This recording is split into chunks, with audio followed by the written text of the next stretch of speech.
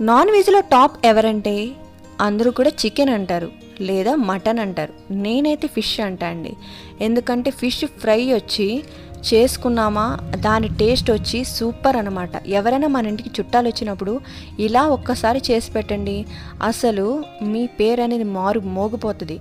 నేనైతే కాన్ఫిడెంట్గా చెప్పగలను, అంత బాగుంటుందన్నమాట.